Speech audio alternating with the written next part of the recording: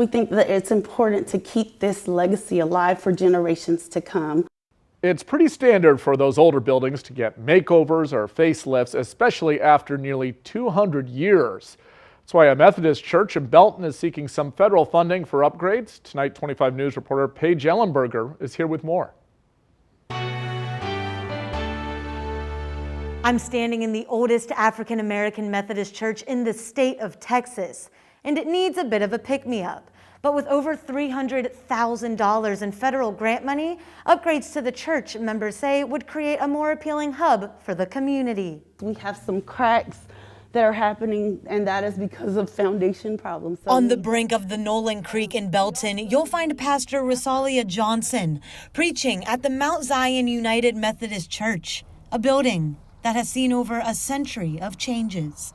To have a church that fought for something like this to happen and it still be standing is a part of that narrative. So the fight is a part of that narrative. That narrative being the story of the church's roots, planted from African descent decades before the Civil War. Now needing a serious makeover, the church is partnering with the city, seeking a federal grant worth more than $300,000 in hopes of restoring the historical landmark. We don't want to give up.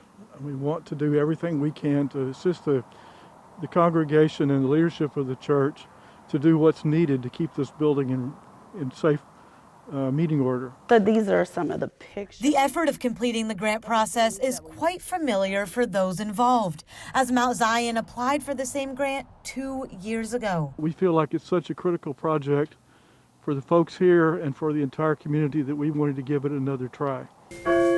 Repairing the roof, fixing foundation issues, adding a sprinkler system, and beautifying the exterior are all on the list of to-dos. We've come this far, and it's not to diminish or discount what happened, but it lets you know that we've come a long way and that we are in this together. And while thankful the city is offering a helping hand, Pastor Johnson says the church's beginnings are not to be covered up, but to be celebrated. The history of this church matters.